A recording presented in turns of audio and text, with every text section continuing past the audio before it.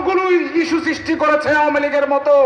মূল ইস্যু থেকে আমাদের দৃষ্টিকে সরানোর জন্য আওয়ামী লীগের মতো আওয়ামী লীগের হাঁটা নকল করতে গিয়ে বিএনপি এখন নিজের হাঁটা ভুলে গেছে, জিয়াউর রহমানের আদর্শ ভুলে গেছে, খালেদা জিয়ার পথে নয়। কর্নেল আলী আহমেদ বিক্রম বলেছেন, এই বিএনপি জিয়ার বিএনপি নয়, খালেদার বিএনপি নয়, এই বিএনপি মোদির বিএনপি।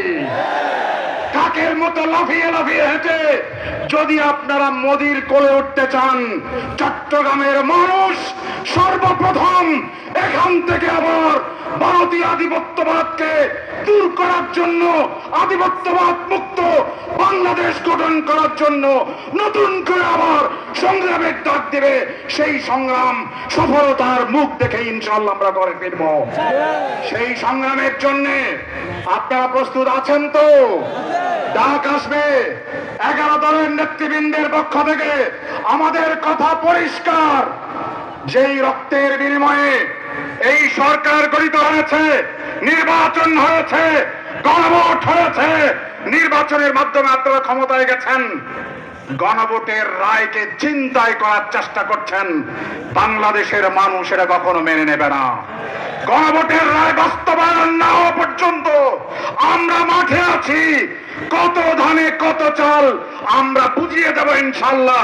তারপর আপনাদেরকে বাধ্য করব বাংলাদেশের মাটিতে জুলাই সনদকে অক্ষরে অক্ষরে বাস্তবায়ন করবার জন্য।